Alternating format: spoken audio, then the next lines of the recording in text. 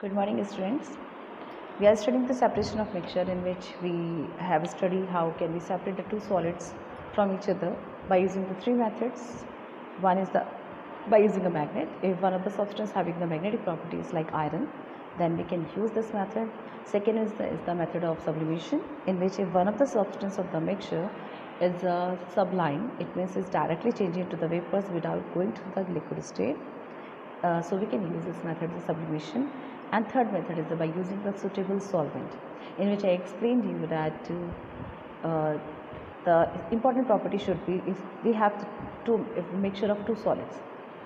If one is soluble in one of the solvent and the other is not, then we can use this method of solvent separation by using the solvent, in which I explained to you that one few things you should remember, that the sulfur can be dissolved in carbon disulfide, and sugar can be dissolved in alcohol, and most of the substance can be dissolved in water. So this was a method for separating of solid from solid. Next, we have learned how can we separate the solid from liquid. Now we have learned the 6 different methods for the separation of solid from liquid.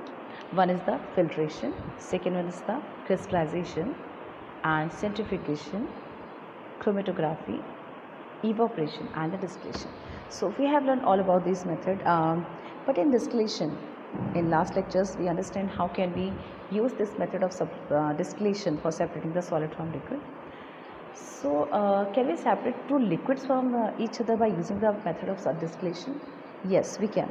In the method of distillation, since we know that the liquid which having the lower boiling point will be collected first, and the liquid having the higher boiling point will be collected in the later. But one thing should be remembered, that we can't separate those liquids from each other which having the boiling point less than 25 or 20 degrees Celsius. So for those liquid which having the boiling point less than 20 degrees Celsius, which method we should use? We can't use the method of distillation. So here in this case we use the method is called the fractional distillation. So I am going to explain you the separation of a mixture when two or the more liquids are mixed together. So now I am going to explain you about the fractional distillation. So I am writing the name fractional distillation. So again, one thing you should learn, that separation of mixture means the separation of liquid from liquid. We have two methods. One is by using the fractional distillation method. In fractional distillation method, we can use to separate those liquids. This method can be used for separating those liquids which having the boiling point less than 25 degrees Celsius. Okay. And the second method is by using the separating funnel. Separating funnel, I explained to you in the last lecture that separating funnel is like this type of structure it has. So in which we pour the mixture of the liquids, and by the boundary which is formed between two liquids, we can separate these liquids by using the tap. So I am going to explain you not this method. First I am going to explain you the process of fractional distillation. Fractional distillation.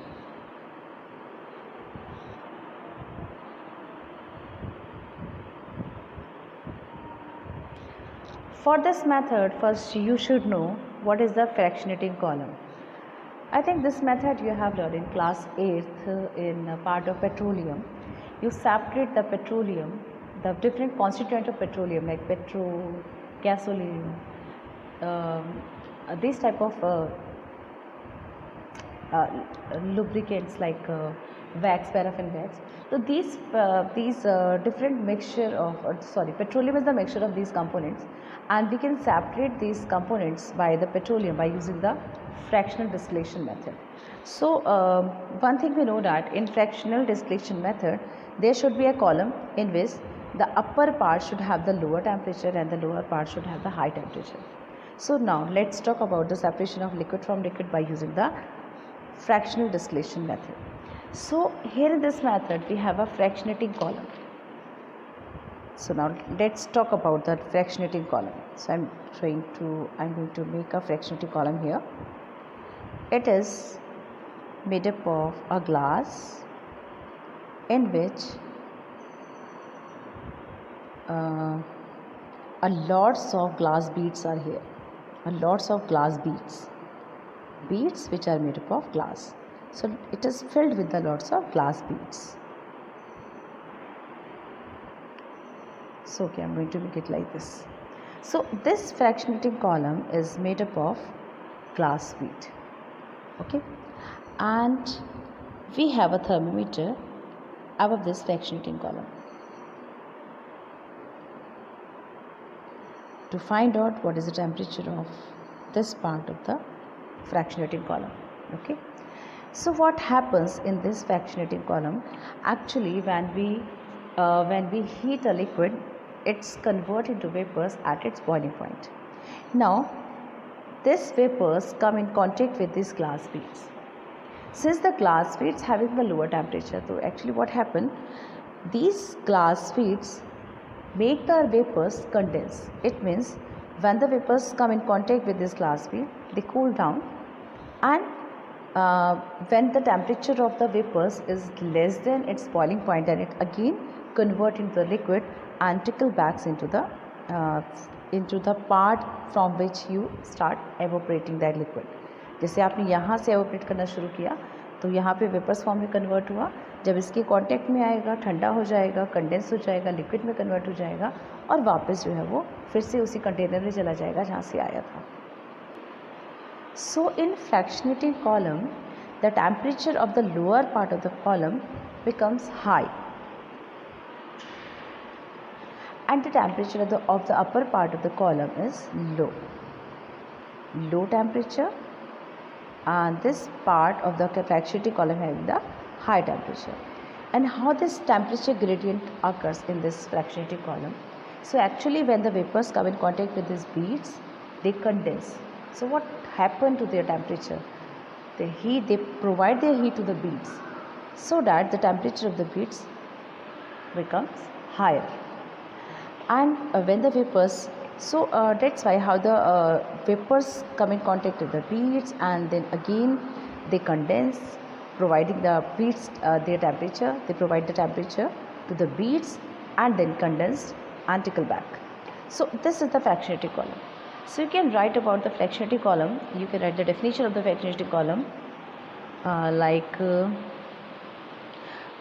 fractionating column or fractionating column can be regarded as an arrangement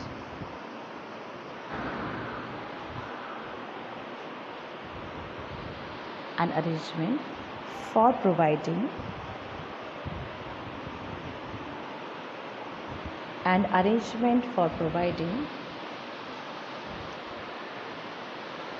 different temperature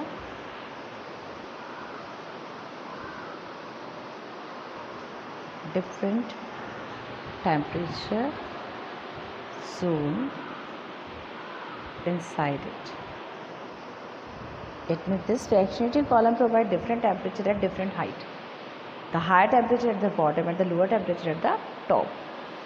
Inside it, the highest temperature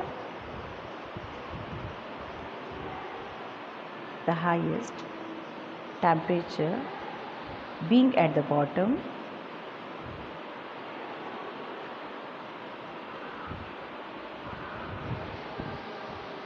of the column,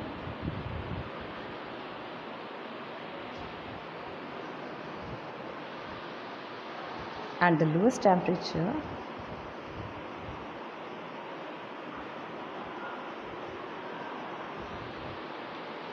near its top.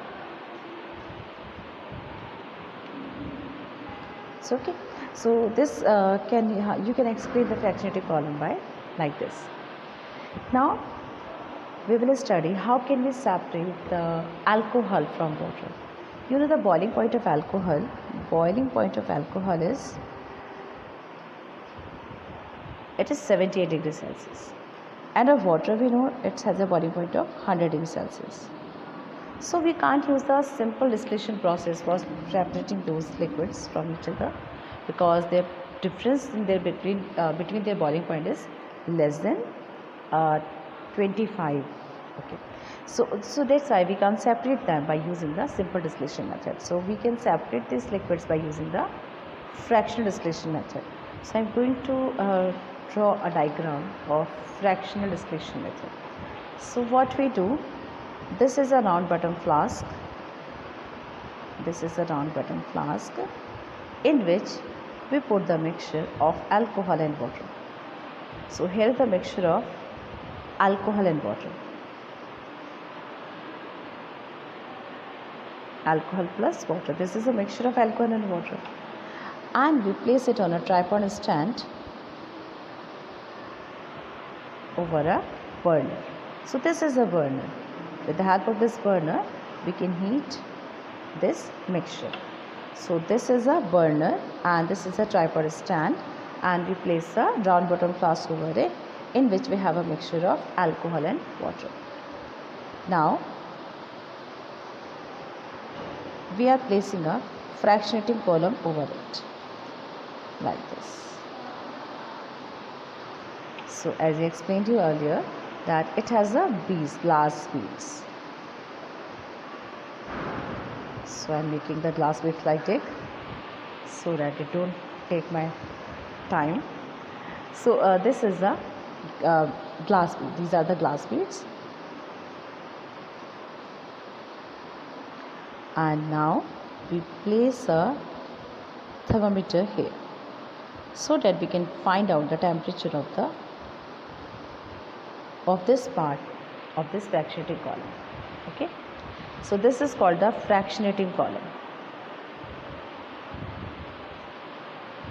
Fractionating column.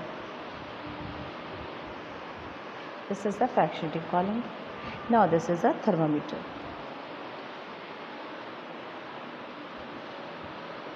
Okay, we connect this fractionating column with the condenser.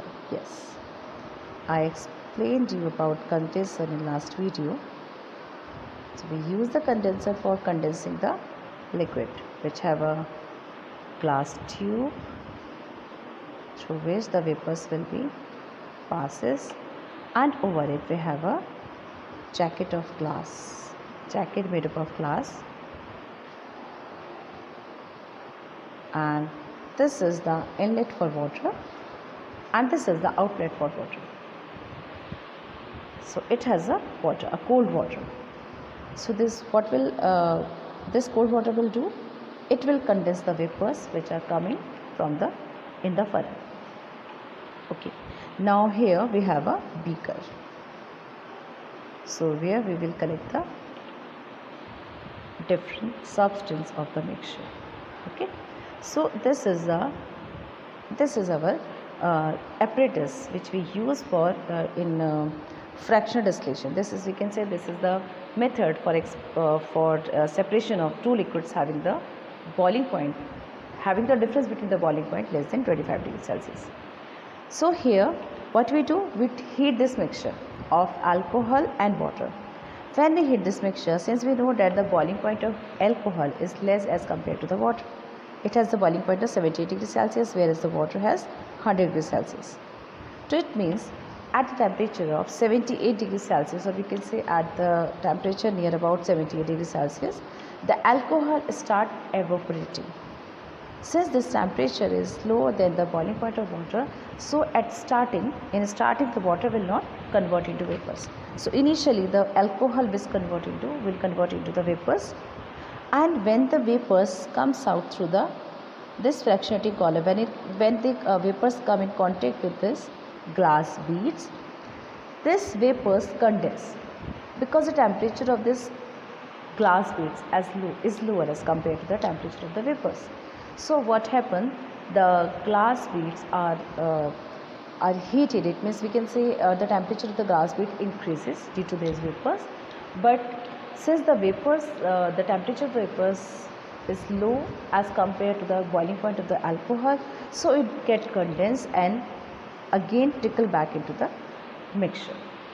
So it happens till we got the temperature of the upper part of the fractionating column 78 degrees Celsius. So it means it will happen to the for a period of time that the vapors will be go into the contact with the glass beads and get condensed and then trickle back. So it will happen till we get the temperature of the upper part of the fractionating column is 70 degrees Celsius.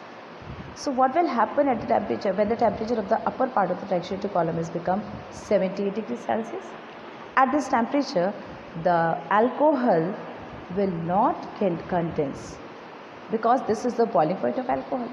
Since this fractionating column have the upper part of the fractionating column having the temperature of 78 degrees Celsius, so when the vapors will come in contact with these beads, this temperature is the boiling point of alcohol, so it do not get condensed. It do not get condensed and do not trickle back into liquid of this mixture. So at this temperature, the alcohol will vaporize and it will come in contact with the condenser, and then we know that at condenser the temperature of the vapors will be low. So it means it will condense. The vapors of the alcohol will condense through the condensers and we will collect the alcohol here in this beaker. Now what will happen if all the alcohol will collected into this beaker? After that the temperature of the column will start increasing. This is a thermometer to find out what is the temperature here at the upper part of the fractionating column, so that we can find out which liquid we are collecting here. So at the boiling point of alcohol we will collect here alcohol. Now again, if all the alcohol will convert it into the pure alcohol, if all the alcohol in the mixture get converted to the vapors, then the temperature of the fractionating column start increasing, because now the water will become in contact with this beads. So now this is the lowest temperature of the beads. Okay, one more thing I want to say, that this is the lowest temperature of the fractionating column. So the temperature of the lower part can be higher, it can be at the 100 degrees Celsius. This means if we are collecting the alcohol here, it is not possible that we are collecting the vapors will also, only the alcohol will vaporize here. The water will also convert into vapors because the temperature of the lower part of the beads is about 100 degrees Celsius. So it means alcohol and water, initially what happened, the alcohol is only vaporized. But when the temperature of the liquids is become 100 degrees Celsius, then what will happen? Both the vapors of alcohol as well as water the alcohol and water get vaporized. Both alcohol and water get vaporized and come in contact with this fractionating column. Since the upper part of the fractionating column having the temperature lower than the boiling point of water, so the water will be trickled back into this mixture. But when the fractionating column get the temperature of 70 degrees Celsius, the upper part of the fractionating column get the temperature of 70 degrees Celsius. At this temperature, the alcohol will not condense. It will again be forming in the form of vapors and will be collected here. But after, when all the alcohol will vaporize and collected into this beaker, after that the temperature of the fractionating column starts increasing. And at the boiling point of water, if the temperature of the fractionating column becomes higher, it means the temperature of the fractionating column upper part of this fractionating column is about 100 degrees Celsius. So the water will vaporize and we collect the water here in the another beaker. So this is the method how we can separate the alcohol from water. So given more time, I am going to explain you how can we separate alcohol from water. We take the mixture of alcohol and water in this round bottom flask and we heat this liquid. What will happen? At the boiling point of alcohol, the alcohol will start vaporizing. When it converts into the vapors, it comes in contact with the glass beads. These glass beads having the lower temperature, so the vapors of alcohol get condensed and trickle back into the mixture. And when this process happens again and again, the temperature of the fractionating columns become higher. So When the temperature of the upper part of the fractionating column is 78 degrees Celsius, when it becomes 78 degrees Celsius, the alcohol do not get condensed and we can collect it by passing it through the condenser in a beaker. When all the alcohol get vaporized here, then the temperature of the fractionating column start increasing because we are providing it heat continuously. So when the temperature of the fractionating column start increasing, when the temperature of the upper part of the fractionating column becomes 100 degrees Celsius, then the water will converge into the vapors form. It could not get condensed, and we collect it by using this condenser in another beaker. So we will use this method for separating alcohol and water. Not only for the separation of these two liquids, we can separate any of the two mixture of two or the more liquids which having the boiling point. The difference in their boiling point is the liquids which having the difference in their boiling point, which is about 25 degrees Celsius. So we can separate those liquids. Okay. Now this was the method for separation of liquids having the difference in their boiling point less than 25 degrees Celsius. So what are the different application of fractional distillation? One application we know that we use this method for separating the crude oil, different mixture, different substance, different product of crude oil like petroleum, gasoline, kerosene oil and paraffin wax, all these substance. So application of fractional distillation.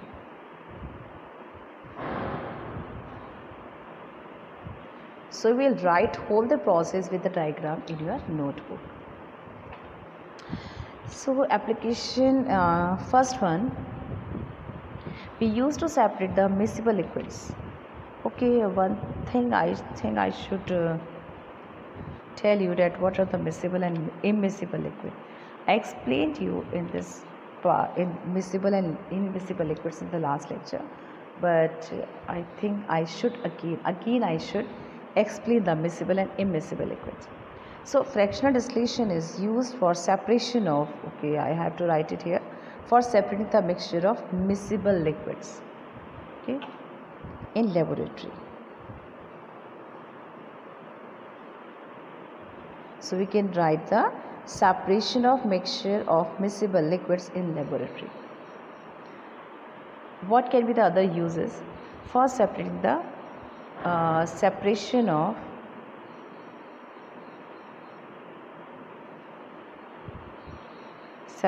of petroleum product?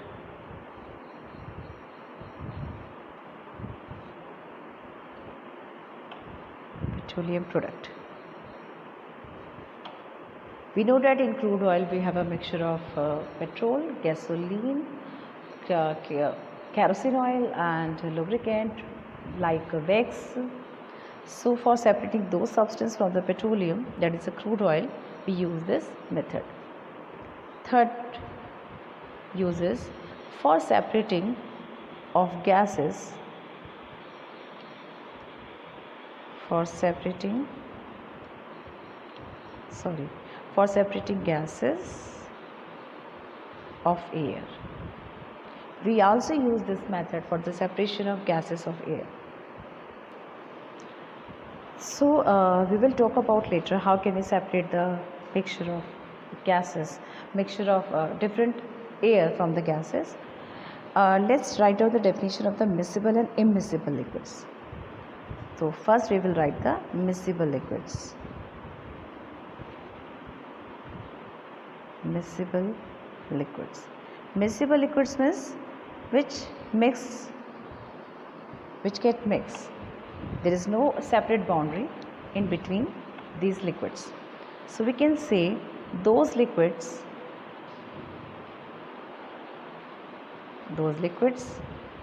which mix together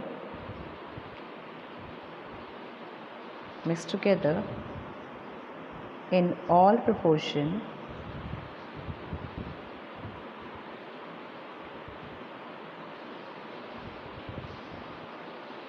and form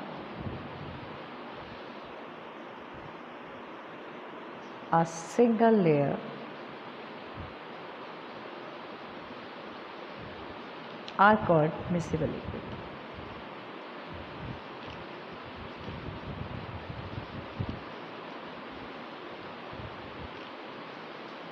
Again I am telling you, you will write the separation technique of distillation, fraction distillation in your notebook. And what are the immiscible liquid? As the name suggests, we do not mix with each other. So they will have a separate boundary.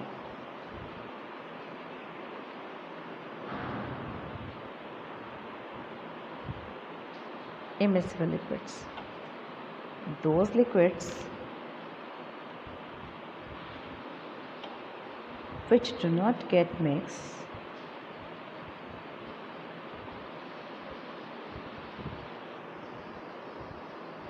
with each other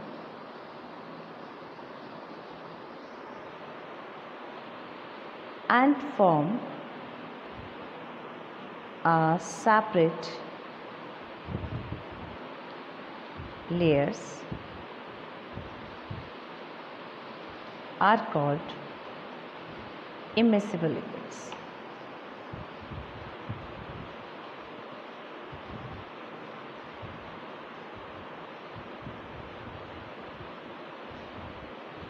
So, okay, now let's talk about how can we separate the two liquids which are immiscible. It means which do not get mixed with each other.